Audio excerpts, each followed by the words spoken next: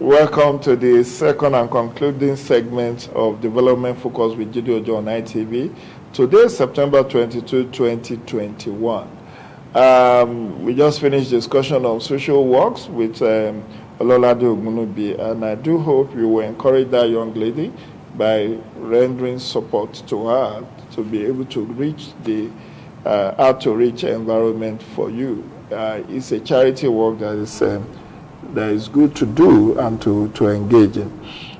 This time around, we'll be talking media. Yes, the satellite of National Development Focus with Jide Ojo will be beaming on this fourth estate of the realm. Section 22 of the Constitution of the Federal Republic of Nigeria actually saddled Nigerian media to hold government to account. But the question has always been asked, who watched the watchdog? So the media, as the fourth estate of the realm, is meant to hold governments to account. But who holds the media to account? So I brought a veteran, a seasoned broadcaster, I should say. I don't know how she did it, but she flipped for being a vet doctor. She doesn't like money, so she decided to become a broadcaster where there is no money. But she will tell us why she did that. She's from a family of a reputable Nigerian broadcaster. She's also married to somebody in the media. So the media runs in the family, from father to daughter to husband. So vertically and horizontally, it runs. So I've brought to your viewing pleasure Dr. Inyarode. Dr. Is it Josephine? What does that J stand for? Josephine. Josephine. Okay, Josephine. Dr. Inya Josephine. First, what is Inya? What does Inya mean? All right, so Inya is an Ibira name. Yeah. And that's from Kogi State, and it means mother. Mother. Yeah. All right. So that's my. It was actually supposed to be a pet name. Oh, all right. But, all right. That's what everybody calls. Because yes, so it has become my name. Your alias has become your real name. It does happen. It does happen. So, tell us, you are a vet doctor. You spend like 7 years learning how to take care of animals, and it's very profitable because. Even as we are talking ranching now and all of that, there's a lot of money to be made from ranches, from kennels, and all the people who are into animals, boundary, poultry, and it's a limitless world. But you chose broadcasting. Why? I would say my life has always been one of making my own choices and being the rebel, so to say. A rebel with a cause. Something like that. For my family, everyone before me, I have 4 older siblings, and everyone before me was in the arts. And I said, no, I wanted to do the sciences. And I did. And everyone thought I was going to read medicine. But I said, no, I'm going to read veterinary medicine. So it was a deliberate choice. It wasn't like you are not offered admission to study medicine. I wasn't coerced. I wasn't forced. What was the interest to go and study vet medicine? I just wanted something different. Yes, I loved animals. I've always grown up with I grew up with animals all around me. And I just thought, okay, so let me do something different. So it was a bit of rebellion, really. I know my father still talks about it till today, the hue and cry about why are you going into veterinary medicine? I had the opportunity to go to Ghana to study medicine, but I decided to say that I want to do veterinary medicine. So I pursued that, and I went ahead for it. And but deep inside, I guess I still had that. It was there. Yes, it was there. And eventually, after veterinary school, practiced for a few years, and eventually just said, look, let me try my hands on radio. My older brother, OJ, who had been on radio for for a while, you know, knew that I had some interest in the media. And he pursued it. He encouraged me. My parents didn't know. Right. My dad did not know. Okay, so he encouraged me and said I should just try, you know, just drop your demo in a particular station. That was Kiss FM, coming into town in 2009. So I dropped my demo and I completely forgot about it, went back to practice. And eventually, I got a phone call saying, okay, so we listened to you, please come to the station, let's hear a bit more, you know, of what you have to offer. And that was it. Telling my dad about it was tough. How do you mean? How do you mean it was tough? It was tough because I'm like, okay, so you know, Papa, I got a job on a radio station. And he was like, eh? What? Did you just say? I didn't hear you. What did you just say? A radio station. Why did you make me waste my money? Imagine. But he was a veteran broadcaster himself, Professor Tom Adaba. In case you don't know, this is Tom Adaba's daughter.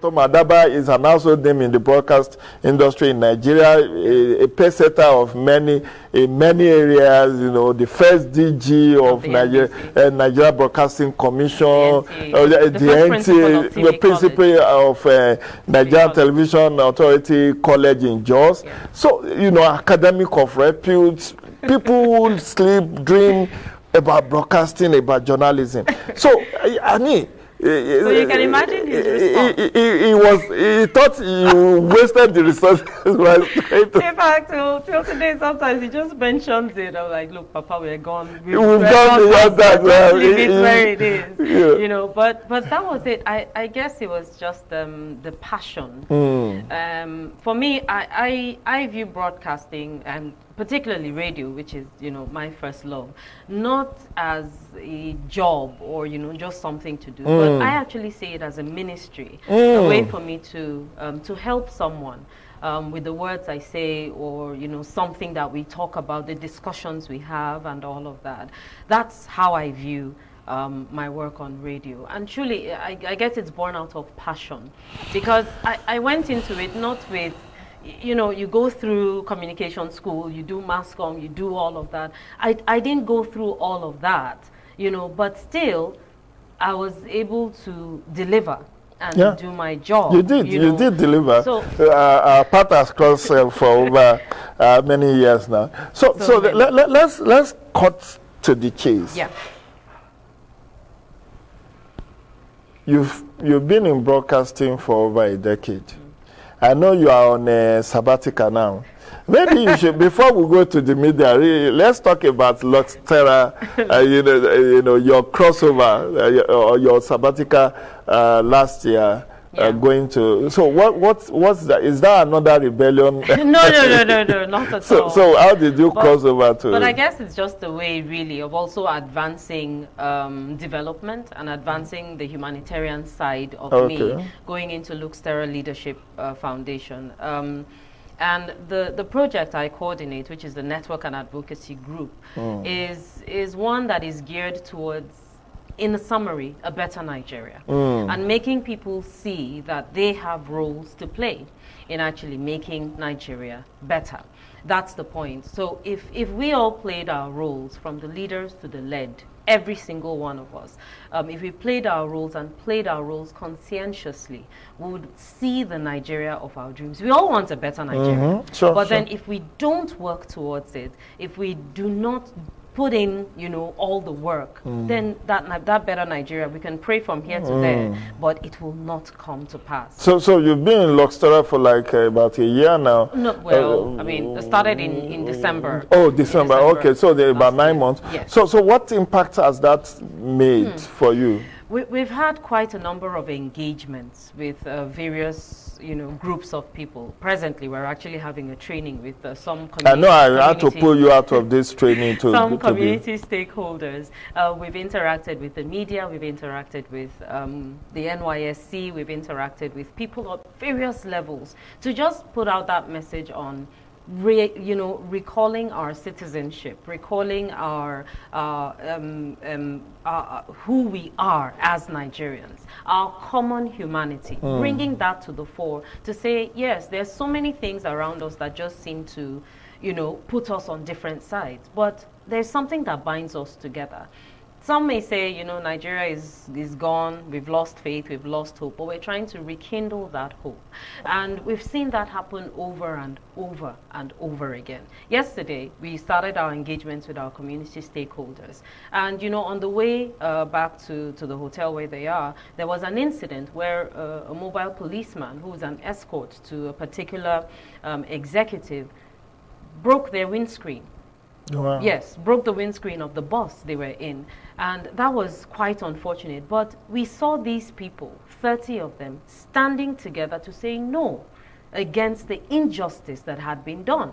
Just because we're all in traffic and we're moving, and you felt we're moving a bit faster than you, doesn't give you the right to actually break our windscreen. So they stood, they blocked the road and said, no, we're not going to take this. And eventually, it was settled, and they were made to pay, for the repairs of that. But we saw that happen just yesterday. This is the first day of engagement of these 30. So it's quite... they stood their ground to make sure that they blocked the damages. They were able to because that particular vehicle had gone with the executive in it, and the escort vehicle behind was the one they were able to to stop, and they stopped that one to say, no, you cannot do this. It's recklessness. And that's what we see happening all around. It's executive recklessness. But then when we come together to say no to it, which those people did yesterday, and we're so impressed. We're starting to see the change we needed to see. Okay, so let's come to your. Is this second love now? Because I don't know where to place this media. It's a love, but maybe your third love after your husband, your vet medicine, now the media. Indeed. But you've paid your dues, and I've listened to you a lot on radio. Should I ask, which one was most impactful for you? Media dialogue, or was it the night shift you do? Because you run that shift at 1 a.m. or thereabout on Sunday night. Which one was most impactful for you? Oh my, that's a tough one. I think... if I say one, the other people will be angry. But really, I loved the night show because it's... the fruits from the night show were just amazing. And yes, you think a lot of people still stay awake till 1 a.m.? They do. For you? Yeah.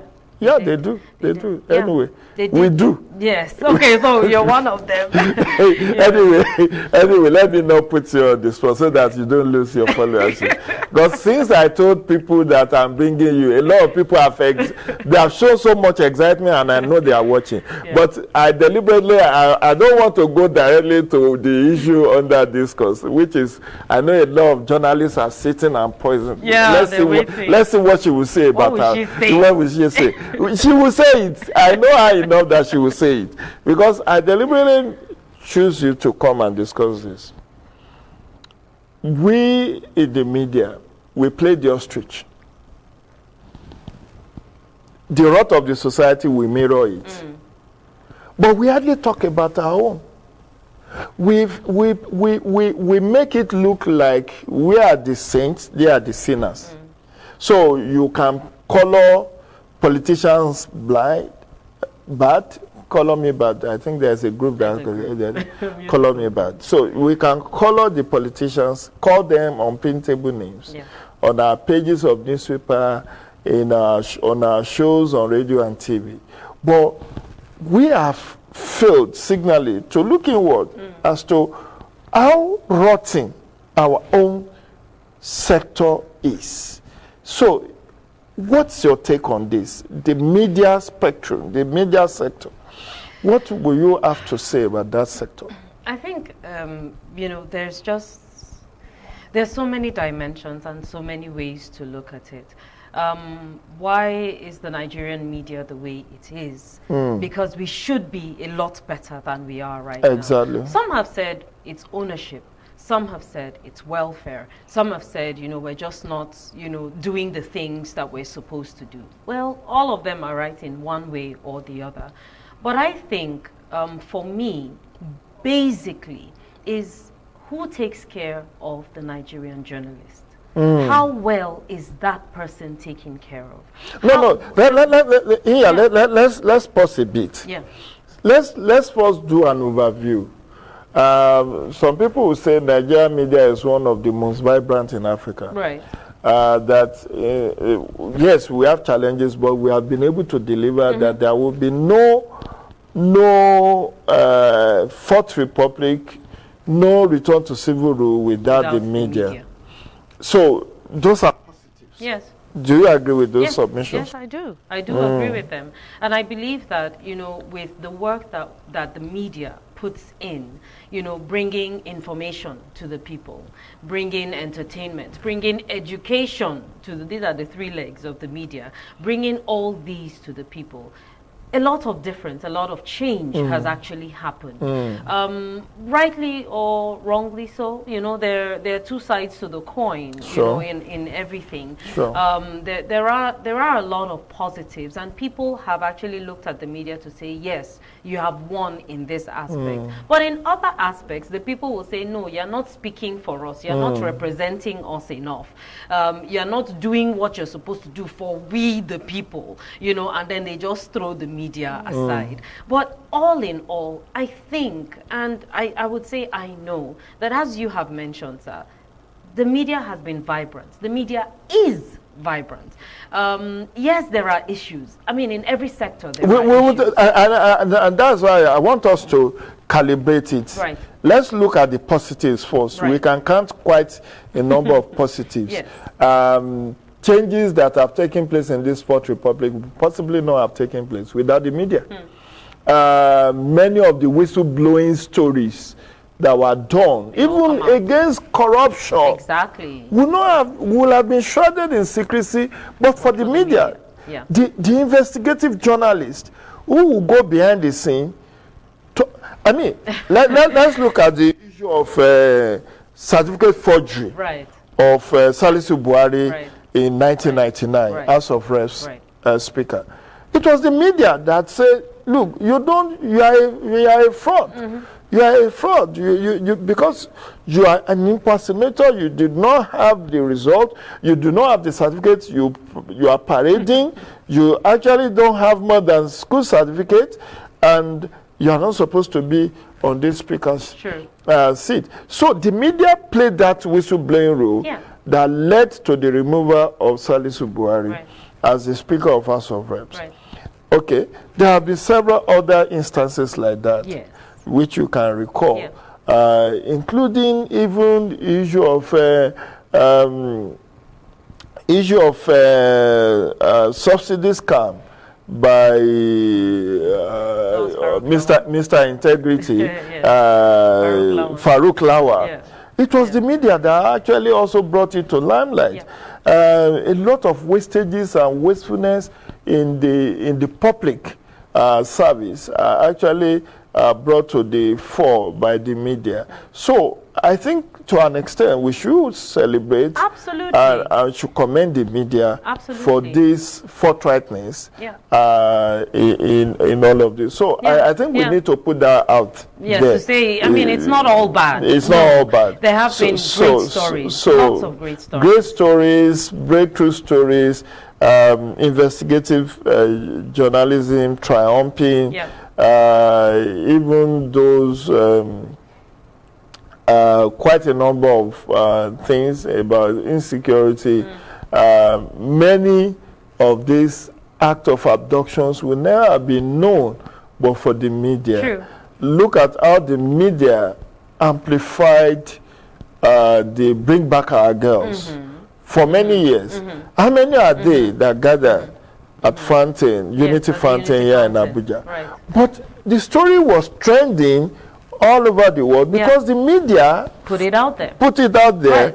So much so that Obama's wife, Michelle, started, supporting Bring Back Our Girl. You can see the trending. For years, obviously, they were just handful people. Sometimes just about 10, 20 people. Yes. But the media amplified that to make it a global concern. So we should commend Nigerian media for all of that. But now, I think the one people are waiting for is the one we want to touch now. So, what are the challenges with Nigerian media practice? Let's start from the challenges. Looking at the spectrum of those challenges, then we'll now we'll now dovetail into issue of corruption in the media.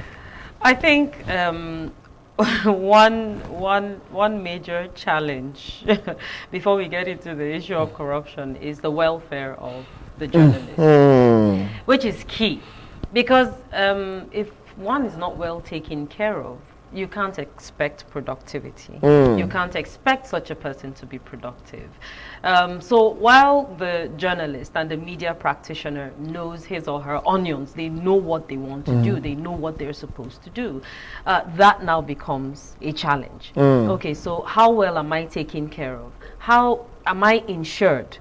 Who will take care of my family if I get myself into harm's way? Working for Kiss FM and Nigerian Info, I don't know if there is a third one, but did you have insurance policy? Well, somewhat. Are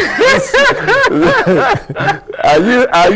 There were places we could not go because we're like, look, I mean, really, there were places we wanted to go and we could have gone, but you think about it again and you're like, okay, so you're not covered in any way and you're left in harm's way. So what's the point of going to pursue a particular story or to tell such a story? So you're like, well, okay, so let's just leave it where it is and follow it from far away instead of going close to the action point to actually tell the story. So these are challenges. If one's insurance is not covered, your health, and all the levels of insurance, your safety. So many journalists have died in harm's way. They have died in the line of fire. Even here in Abuja, there was a Channels reporter covering the strike protest. Absolutely. That got killed. Maybe they said accidentally. But all these things happen, and that would make other people say, well, okay, so let me think again and, really think about my life and its direction and what happens to me after I am gone. And that has, this particular issue has actually stopped a lot of people from pursuing the stories, from pursuing the good stories and following through. So we just hear about a story and one day it's gone. You hear about it one day, all the noise and all the frenzy about it is gone. But the journalists cannot pursue that story. So when you say welfare, let's break that down. Welfare, is it in terms of you are looking for leave bonus, you are looking for housing allowance, health benefit, transport allowance, or welfare even starting from payment of salaries? From salaries. In fact, it's all encompassing. It's everything. No, I want people watching us to know the entire gamut. Yeah, that's what we're looking at. We have had instances of media houses not paying up to a year, 2 years salary. Let's not go into my experience. No. We need to go there. You raised the issue of welfare, and we need to put it out there. The condition under which Nigerian media practitioners are applying their trade. Right. Because if you are going, I was somewhere recently, and somebody was telling me she was sold as much as 17 million in a particular broadcast station. Wow. 17 million. Just imagine what you can do with that. I think it all comes back to the point of, okay, so why are you running this business? Why are you going into it? That's talking about ownership now, because that's also a challenge for some people, the ownership of the particular media house or the broadcast station. Why are you going into it? So you need that, okay, maybe to get your name out there, fine. But you have workers, you have employees who do the job for you to ensure that your stories are out there. How well are they taken care of? Are their salaries paid? Are their families taken care of? Do they have housing? Do you even care how they come to work? All these things, without them, we cannot be productive. We are told that in some employments, in some media houses, once you get the ID, you are told this is your meal ticket, go and fend for yourself. So is that a good or best practices? Look, definitely not. Because if one is employed, I have people who work in my home, and if they're employed, I believe that I should take care of them. I mean, the Bible and the Holy Bible and the Holy Quran speak to employers actually taking care of their employees in different places. That a laborer's sweat should not dry. Absolutely. From the Bible, in the Bible, from Genesis to Revelation, there are so many passages within, that speak to taking care of those who work for you. In the Quran, going through it as well, you see that there are some places the Holy Prophet has mentioned how to take care of employees. Have you been privileged or unfortunate to work in media houses where you are owed salaries? No. Well, no. I have not been owed. Thankfully, I have not been. But the perks, the perks were not something for the fantastic. I mean, but you use it to get by and all of that. Okay. But I have been fortunate enough to work in places where we are not owed. No matter how bad it is, even if the salary is not coming at when due, there is an explanation. There is something said to the workers to say, okay, so this is the issue. Calm down, we shall pay. And they do pay. But in other places, I mean, I have first-hand experience with this. In other places, you're owed for months and there is no batting of an eyelid to say, okay, so we're sorry about it. And the publisher or the founder will look you in the face and walk by. Absolutely. And you should be fortunate. You should be thankful that I even engage you. And they still expect you to work. To be productive. Now, I think it's time for the ownership of media houses to really take a critical look at what we do. Do we really care for the people who work for us? Do we really care about their families? Do we care that they are not as productive as they should be because we're not taking care of them? I mean, it's for ownership to look again. If you're not ready to take care of them, you're driving them into other things, which I'm sure we're still going to talk about. We're driving them into other things, which at the end of the day, you will be held accountable for. The credibility of your organization will be at stake. Absolutely. Because those people your workers went to exploit to get stories or to publish stories will say, if it's a reporter from that, just leave them we know that. So you're now labeled and you're stigmatized in a particular way, which is unfortunate for your brand. So if you want to build a brand, build it right. Build it right and make sure that you do it the right way. If you don't have the resources to take care of the people who work for you, why employ so many? So you're creating jobs. You can lay but at the same time, you're still making people paupers. People have school fees to pay, they have house rents to pay, they have children to take care of, they have food. They have all kinds of things to take care of. But if they're not taking care of those things, if they're not able to take care of those things, then at the end of the day, what do they really have jobs? That's the key question. And interestingly here, there's proliferation of media. In Abuja alone, I learned we have about 30 broadcast stations. 30, I mean, in Lagos, maybe it should be like 100 or whatever. So if the welfare is not prioritized, what about the working environment, the working tools? I'm not even talking of salaries and emoluments now. Somebody asked me, he said, Jide, tell me which broadcast station, federal or private or state owned, that can afford a private jet to break a story, to move to, you know, a cover an event like CNN does, you know. So a story is breaking in Philippines, CNN is the first to break it, you know, they stop everything because they have the resources. Yeah. So I don't expect anybody who work in CNN and get and not get paid. So what is the driving force? If we have so many, and many are still being established. True. And today, licenses are still given out. Licenses are getting issued every month. And these people will just set up shop, hire a building, run a media outfit, and interview the workers 6 months down the line. Our guy has not paid us for 3 months, so we've not been. You see veterans pauperized, as in those who have even worked and retired. They are now begging those who are working for survival. They go to NUJ, NUJ centers. You say, you know, I used to work for this one from 1980 to 2010. I'm retired now, but the man, there's nothing to show. When they are sick, there is even no care or support system that takes care of their well-being.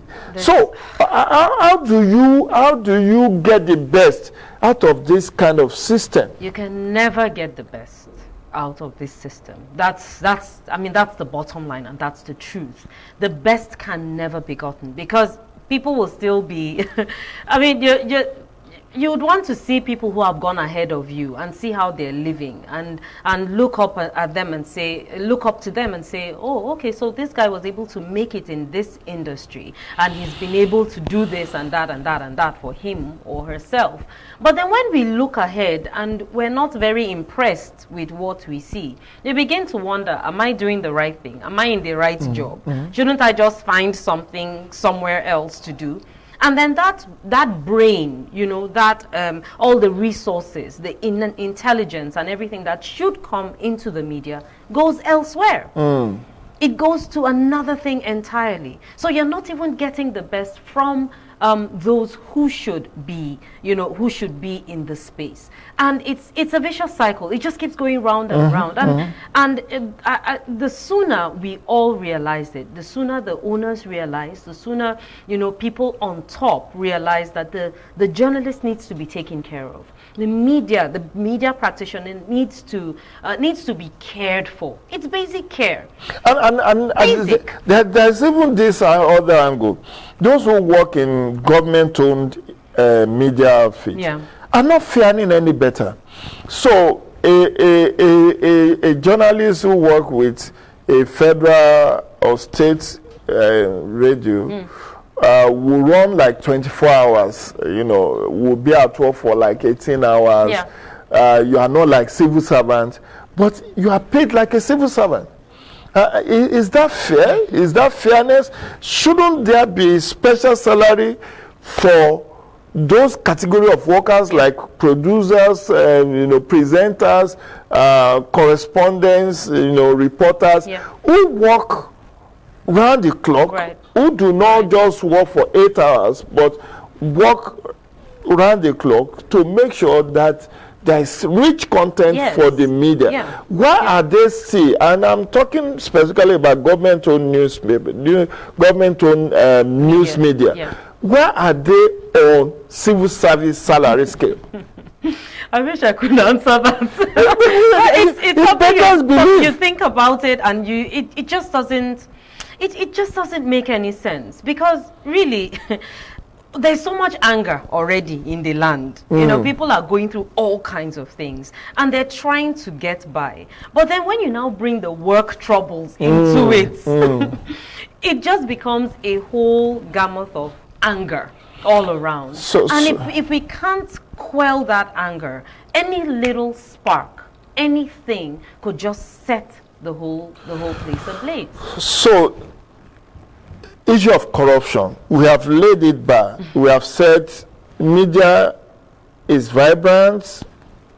We hold this democracy to Nigerian media, whether we talk of First Republic or because even the earlier patriots or nationalists like Chief Obafemi Awolowo and Dr. Nnamdi Azikiwe were all media practitioners. Anthony Enahoro, even S.L. Akintola in the Southwest, many of them were media practitioners who moved into politics and they made a success of it. So and we have the media to thank for our independence liberation struggle.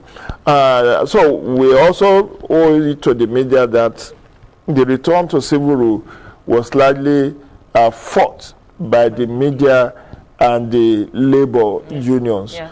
But as we have painted, the situation is far from normal with this fourth estate of the realm. So now we have a pandemic or epidemic of corruption in the media. True or false? True. So how does this manifest? Let's break it down. Okay, so you're going to put me in trouble with my people. But no, I mean, the truth needs to be said. No, that's the thing. Let's say the truth, so that we can find common ground to solving the problem. The truth needs to be said, and I'll still go back, to that, the point you raised about, I've given you an ID card. This is what an owner would say. I've given you an ID card. Do with it. That's your meal ticket. So you're giving that particular practitioner license to do whatever. To exploit. To gain money by whatever means, fair or even foul. Blackmail.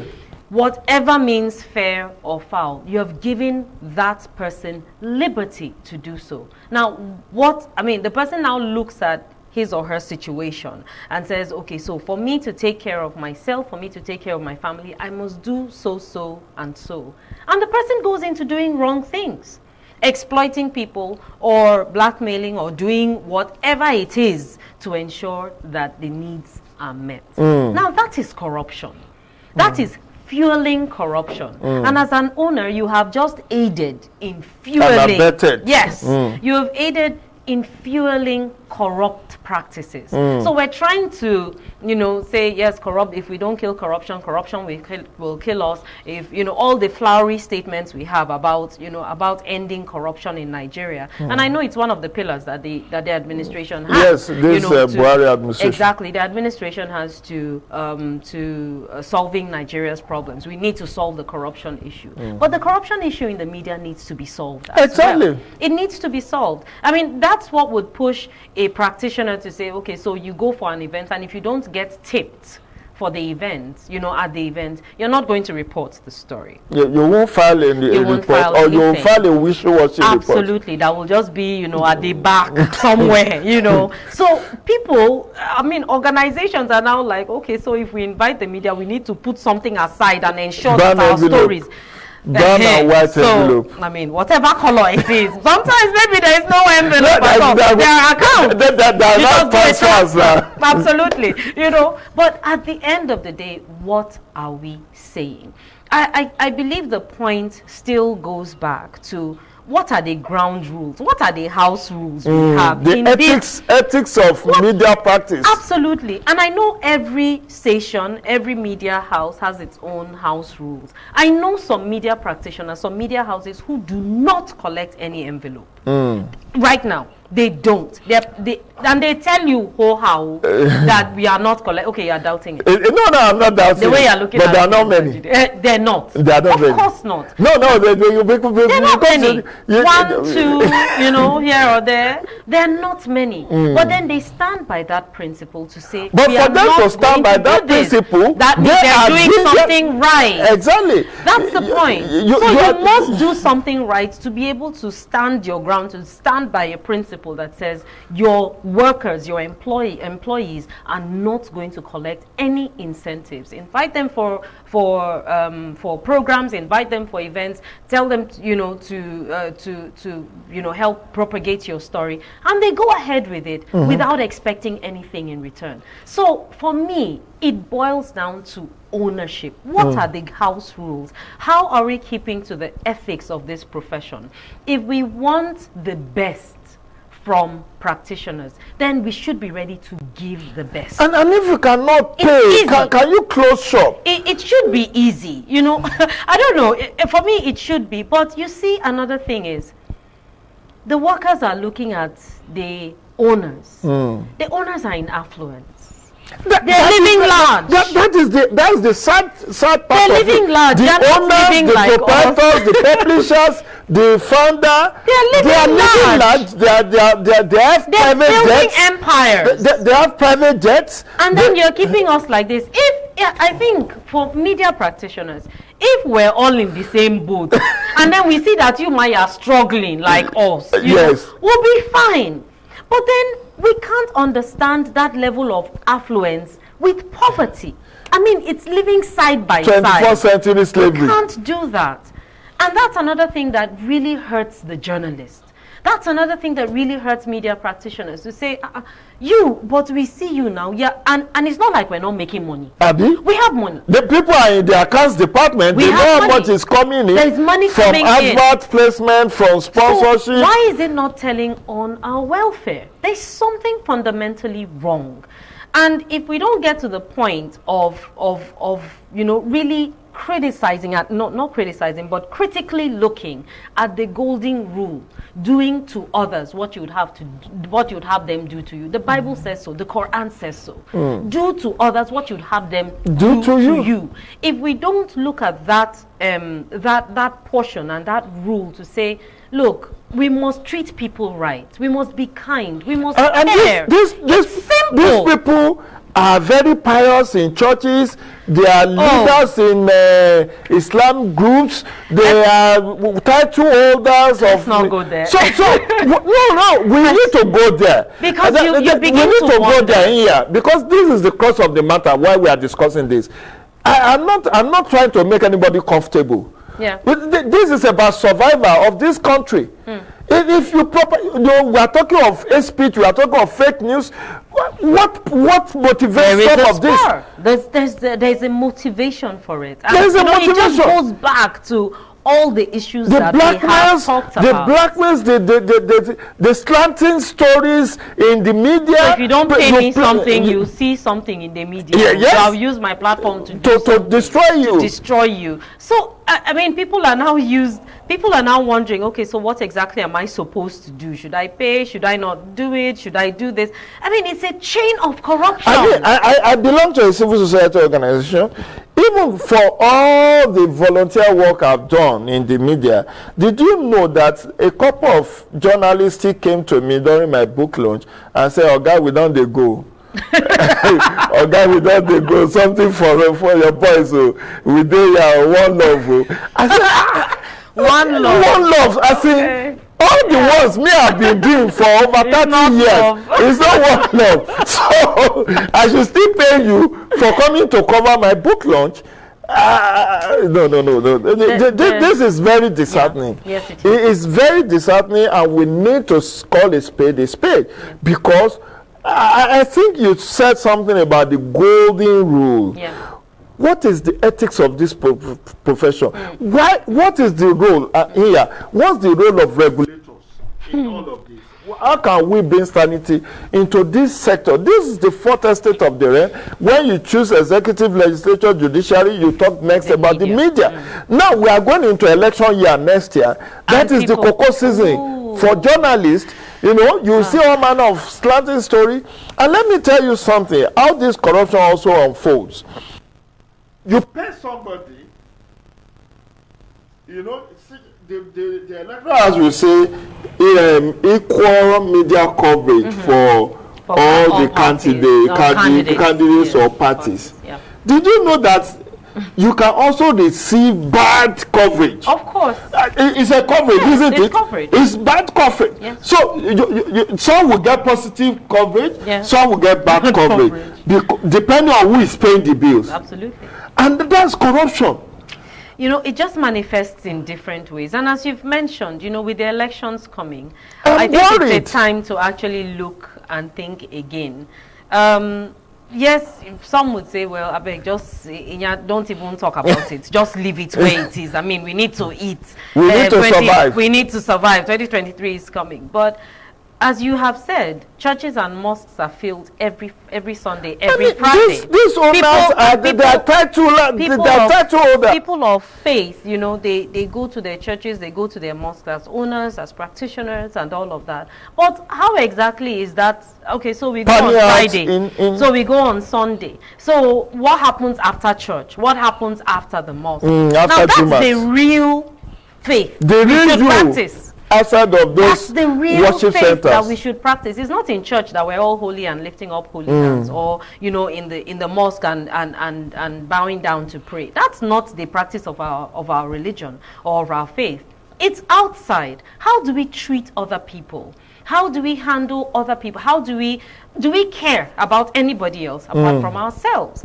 Now, if we don't really, you know, interrogate and begin to look at that as media owners, as media practitioners, as regulators, because we do have regulators, as regulators who say, no, something is going wrong here.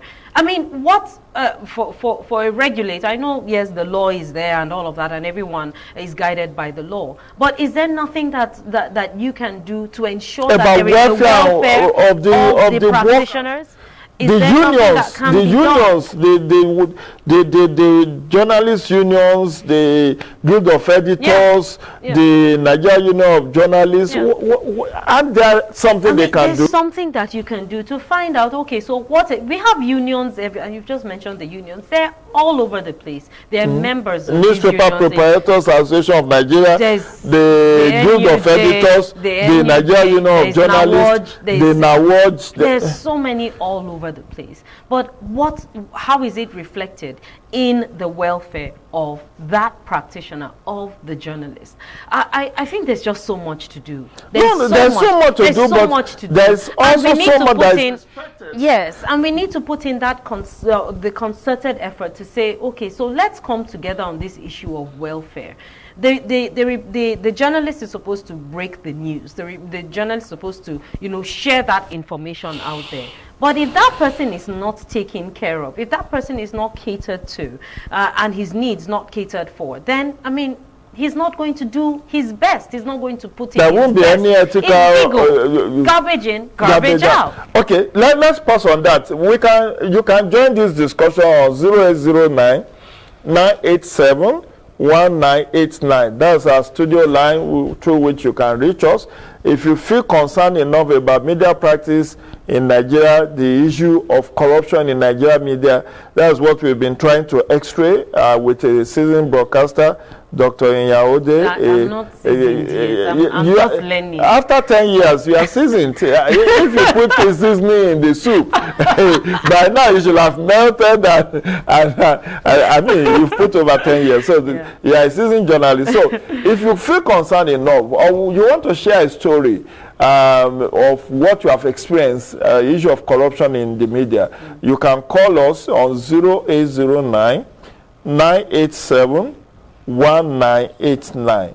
I will go over it again. 0809 987 1989. So we are waiting for your call. So let's come to this issue of corruption still. Even it has crept into church. It has crept into worship center that, you know, the coverage, the slant of coverage of you know, religious events, because they are paid for, is doctored in a sense, in a way either to launder the image of the GO or the whatever, or to demonize. Yeah. And that's how destructive the media can be used. You see some is it general overseers or some church founders or some religious denomination founders. You see some of them being demonized in the media. Yes. Without any substance. Yes. And you see some whose image are being laundered. Absolutely. Also, you cannot substantiate it. Yeah. And it's a dangerous thing. I believe it's quite dangerous when we get to that point of, you know, where the Bible talks about, I'm a Christian, so I'd make reference a lot to the Bible, where it talks about, you know, money being the love of money. The love of money. Not right, money. Yes, the love of it being the root of all evil, you know, and where we begin to hold money above God himself or above our humanity and all of that, that's what happens. And if we don't get back to the roots, get back to the points of, okay, so what exactly are we doing? That's why introspection is needed at this point, you know, to say, look, we need to get things right. I mean, right now at Luxterra, we're undergoing a season 2, so to speak, of an anti-corruption campaign. And we're doing our best, you know, to put the stories out there and all of that. But I mean, my executive director, Reverend Father George Usan, he has a stance. I mean, he cannot pay for stories. He cannot pay you to say, okay, come and cover this event. He will never do that. Because he believes, and it's his stance, and it's a stance we have taken at Luxterra to say, this is content for you. So if you want content, and it's good content that you should put out there. Sometimes we're just blindly following all the bad stories and chasing them up and down. But if you don't want this good content, then hey, it's your loss. We'll find other ways of propagating our stories. You know, so it takes that level of discipline, that level of integrity to say, okay, we're not going to induce anybody. We're not going to give any envelopes, brown, white, blue, or green. You know, we're not transfers. No, that is not going to happen. Publish our story. Go ahead and publish it. We have given you good content. It to you. Right. You know. So on the last note, have you ever been? Has anybody tried to induce you in the course of your media practice? They know me now. They know you. They will not even there. I won't even look that way. But you know, it's not me. It takes grace. It takes God's grace. And it takes you realizing where you are coming from. I'm answerable and accountable to some people. And your pedigree. My parents. Papa will not even hear of that. You know, they have taught me. And by the grace of God, you're moving on and standing by those lessons. And when you put that in your work, you know, it's known that you cannot fall for anything. Thank you very much. My regards to Papa on his octogenarianship. Papa turned 80 this year. In July. In July this year. We wish him well. Professor Tom Adaba. Thank you. And Mama too. Thank you. Thanks for coming to share your thoughts I'm honored. on this very volatile, very explosive interview. Please do keep up the good work. People are watching. People are monitoring. And in due course, we shall all reap our rewards. We pray so. So let's stay safe, Nigerians. That will be the size of this morning development focus with Jidojo on ITV this morning. Special thanks to my two guests, Ololade Ogundubi and Dr. Inyaode. I will see you next Wednesday by the grace of Almighty God. Stay safe and stay blessed.